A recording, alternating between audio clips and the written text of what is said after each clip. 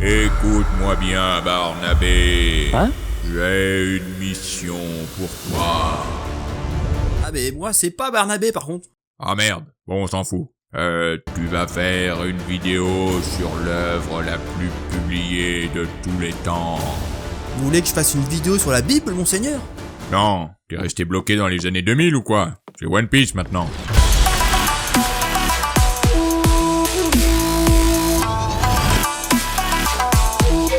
Rentrons dans le vif du sujet. C'est pas mon truc non plus quand c'est compliqué. Nous suivons Luffy, un gentil simplet du fin fond d'East Blue, qui rêve de devenir le roi des pirates. Le roi des pirates! Je sais pas, handicapé. J'aime peut-être qu'on plus. Comment on devient le roi des pirates? Très simple, il te suffit de trouver le trésor du précédent roi des pirates, Goldie Roger. D'accord, mais ça consiste en quoi être roi des pirates? Non mais là par contre tu m'en demandes trop. L'autre il est con hein. Après je dois donner du sens au rêve d'un mec qui a pas la lumière à tous les étages. Ça va être compliqué cet épisode. Bon, après s'être perdu en mer, Luffy se retrouve sur le navire pirate d'Alvida, une femme subtile, délicate et raffinée, qui garde un esclave à bord du nom de Kobe. Lui et Luffy font connaissance, décident de s'échapper et échangent des lignes de dialogue aléatoires. Il y a des canons au niveau de la poupe. Et tu veux que je fasse quoi de cette information, connard? C'est quoi ce bordel encore? Je peux tout vous expliquer.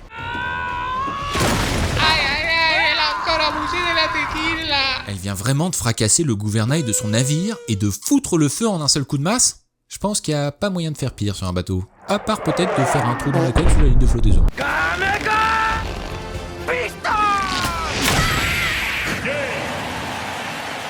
Afin d'atteindre son objectif, Luffy se dirige vers Shellstown pour y dérober une carte lui permettant de naviguer sur Grand Line. Bon, la carte en question, elle est sérieusement gardée au sein d'une base de la marine, la partie militaire du gouvernement mondial de cet univers. Et c'est à cette occasion que Luffy va faire la rencontre de deux de ses futurs membres d'équipage, Zoro et Nami. Maintenant ça va chier. Nami, pour faire simple, c'est une voleuse, cartographe et navigatrice, qui excelle dans l'art de berner les gens. Ce qui me reste, pitié. Putain, je savais pas que tu pouvais péter un cadenas avec des sneakers quand même. Hein. Bah moi, je savais pas que les personnages secondaires avaient le droit de tourner en sneakers. Désolé les gars. Merci de m'avoir sauvé. Et sinon, lui, c'est Zoro, un manieur de sabre hors pair, alcoolique, dépourvu du moindre sens de l'orientation, qui a un rapport au sabre particulier.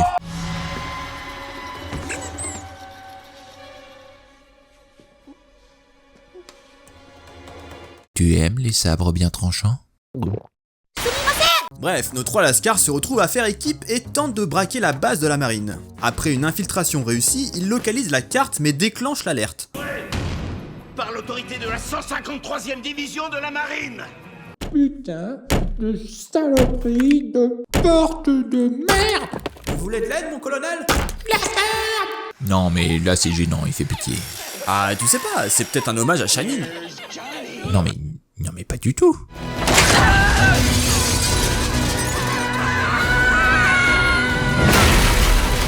Mais attends, ils ont chuté de combien de mètres là? Bon, Luffy pas de problème, mais Nami, c'est une humaine lambda aux dernières nouvelles? Je sais pas, mais par contre ça confirme l'existence du fruit du démon du scénariste. Qu'est-ce que c'est que ces conneries? C'est le bito-bitonomie. Ça permet à Hollywood d'en avoir rien à foutre quand ça l'arrange. Oh mon dieu! Bref, tâchons d'oublier ce détail, c'est l'heure de la baston. Jamais aucun ennemi n'a pu échapper à ma colère. Bientôt quoi faire? S'ensuit un affrontement titanesque entre l'équipage du chapeau de paille et le capitaine Morgan. La tension est à son paroxysme, le sol tremble, lorsque soudain... Machin se fait casser le cul. Quoi? Et ma mise en contexte? Mon teasing, mon epicness? Non mais arrête, le gars galérait déjà avec la porte de son propre bureau, donc forcément fallait pas s'attendre à grand chose. Après cette victoire éclatante, nos héros reprennent la mer en possession de la carte tant convoitée. Nous, on est là. Et on est perdu! Comprenant qu'ils n'iront pas loin avec leur navire de clodo, notre petit groupe décide de faire cap sur l'île de Siro, très réputée pour son chantier naval. Sur place, ils font la connaissance de Usopp, Usopp, tu fais pitié. Les pirates vont débarquer! un mythomane au QI douteux qui les emmène à la table d'anniversaire de son amie d'enfance Kaya, qui n'est autre que la propriétaire du chantier naval de l'île. Super. On mange quand? Confiant, notre petit équipage s'y rend dans l'espoir d'obtenir un navire digne de ce nom. Mais c'était sans compter Créadol, le majordome de la maison, de son vrai nom Kuro, le capitaine du chat noir, qui compte faire main basse sur la fortune de Kaya, en empoisonnant cette dernière avec l'aide de cette mixture. Bleue, fluo, odorante. Vous voyez le problème? Ben non, c'est quoi? Parce que ça se voit. C'était trop demandé de prendre un poison incolore et inodore pour faire preuve un petit peu de professionnalisme, bordel. 3 ans. 3 ans qu'il prépare son coup, ce con. Je suis du travail bien fait, faut pas que tu demandes à moi. Bon, forcément, il se tape dessus, et Usopp décide de chercher de l'aide auprès de la marine. Tout ce qu'il dit, Tu vas te taire, on ne veut plus t'entendre. Il va où, ce con? Super, encore un possédé. Malgré des combats dans une ambiance tamisée, Créature ne parvient pas à l'emporter face à l'équipage du chapeau de paille. Tonton, c'est Créadol, bordel. Pour les remercier de l'avoir sauvé, Kaya leur offre le Merry, la caravelle sur laquelle Luffy avait flashé. Mais pourquoi il y a une tête de chèvre sur l'avant du bateau? C'est en hommage à Merry, le gestionnaire de patrimoine de la famille de Kaya, pour ses années de bons et loyaux services. Et on s'en fout parce que c'est un homme chèvre et qu'il est mort. Bon, Usopp, on te prend, mais ça serait bien que tu step up et que tu t'achètes un flingue, parce que le lance-pierre, ça va pas le faire. Bon, l'équipage reprend la mer direction Grand Line, mais se fait embusquer à la sortie du port par le vaisseau du vice-amiral Garp. Oh mon dieu. Non mais d'accord, c'est fidèle aux matériaux d'origine. Mais là, quand vous avez vu que l'accessoire transformait Garp en vieux sénile congénital lors des essais costumes, fallait peut-être s'arrêter. Bon, par chance, la brume permet à nos jeunes pirates de s'échapper des canons de la marine. Après plusieurs heures à errer dans le brouillard, et guidés par le flair de Luffy, ils finissent par tomber sur le navire-restaurant le Bharati. Ils y font la rencontre de Sanji, un jeune cuisinier talentueux, séducteur, et qui a la particularité de se battre uniquement à l'aide de ses jambes. Ah, pas mal, non? C'est français. Sauf que lui et le chef du Bharati Zeph ont des approches culinaires radicalement opposées. Hop. C'est quoi ça? C'est un plat que j'ai créé à base de filets de poisson et d'une réduction de Saint-Jacques. Tu crois parce qu'on est sur un bateau, on va manger la merde qu'il y a dans l'eau? Putain, mais c'est normal de cuisiner et manger des crustacés et des poissons quand on est sur l'eau, bordel! Ici, on sert des ribs, des steaks et des french fries, fils. C'est pour ça que je t'ai embauché, petit enculé de français. Ici, c'est ma kitchen. Et c'est moi qui commande. Si tu es pas content, tu peux aller te faire foutre et aller sucer Gordon Ramsay. Après un délicieux repas bien arrosé, Zoro tombe sur Œil de Faucon, le meilleur sabreur connu à ce jour. Convoitant son titre, il décide de le défier en duel afin de réaliser son rêve. Nami étant la seule personne censée de cet équipage, elle tente de l'en dissuader. Tu es insignifiant aux yeux de ce mec. Une punaise qu'on écrabouille et qu'on oublie. Tu n'es qu'une femme, Nami, tu ne peux pas me comprendre. Je n'aime que les gros sabres et les hommes musculeux et imberbes. Avec si possible des symboles religieux autour du cou, ça m'excite beaucoup. Bah moi je suis content pour toi, Zoro.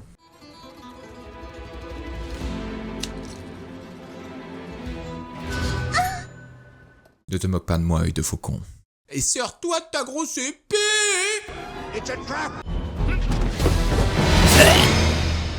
Zoro l'affronte et se fait casser. Mon ami est mourant, aidez-le, je vous en supplie. Il est américain? Non, il est japonais, pourquoi? Alors j'en ai rien à foutre. Avec Zoro dans le coma, le moral de l'équipage est au plus bas, mais Luffy ne perd pas espoir et reste à son chevet. Salut Zoro. Putain, fais chier. Y a pas moyen de crever en paix. En fait, Bordel, mais laisse-moi. Mais que quelqu'un me termine là, c'est une torture. T'entends pas un truc là? Ouais, quelque chose se rapproche. Ah putain, c'est une torture oculaire auditive. Ouais, bon, d'après mes notes, derrière ce massacre visuel, c'est censé être les hommes poissons de l'univers de One Piece. Ok, je crois que je vais vomir.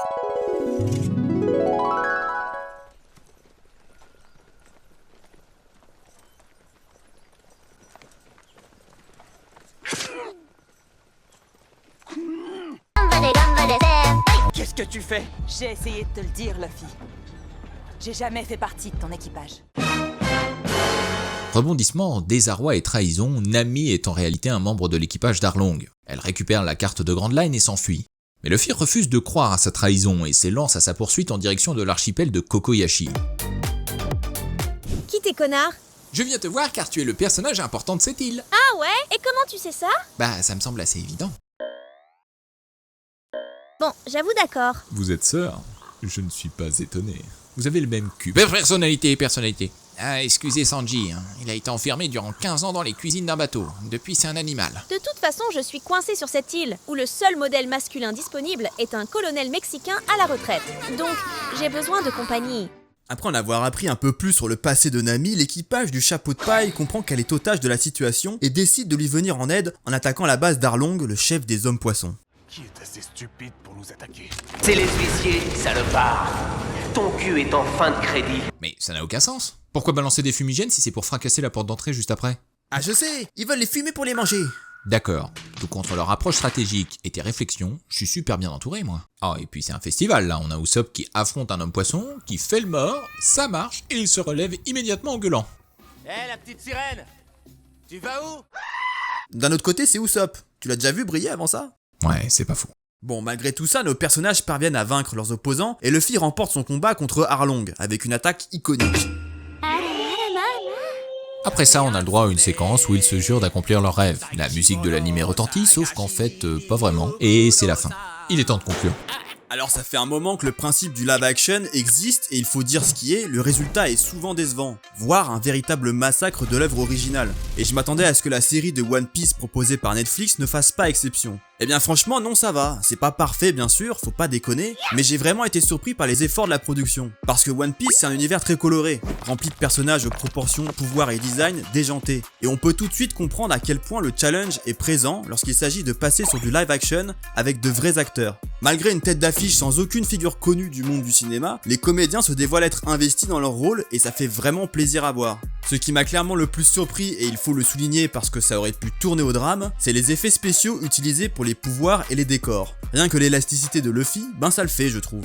Bon, il y a des trucs plus chiadés que d'autres, de toute évidence, comme par exemple les bateaux, de manière générale, que ce soit ceux de la marine, le Vogue Mary, ou le Baratie qui est vraiment stylé. Alors qu'à côté de ça, on a l'impression qu'ils ont loué le parc aquatique du camping du coin pour tourner les scènes du Arlong Park. Alors, on n'attend pas Patrick? Et oui, comme je l'ai dit, c'est pas parfait. Certaines scènes emblématiques de l'œuvre manquent cruellement d'intensité. Je pense tout particulièrement au personnage de Shanks, à sa relation avec Luffy et à la perte de son bras. Navré, mais c'est mou et pas prenant. Qui plus est, les 3 gouttes de grenadine sur la manche, ça fait vraiment cheap.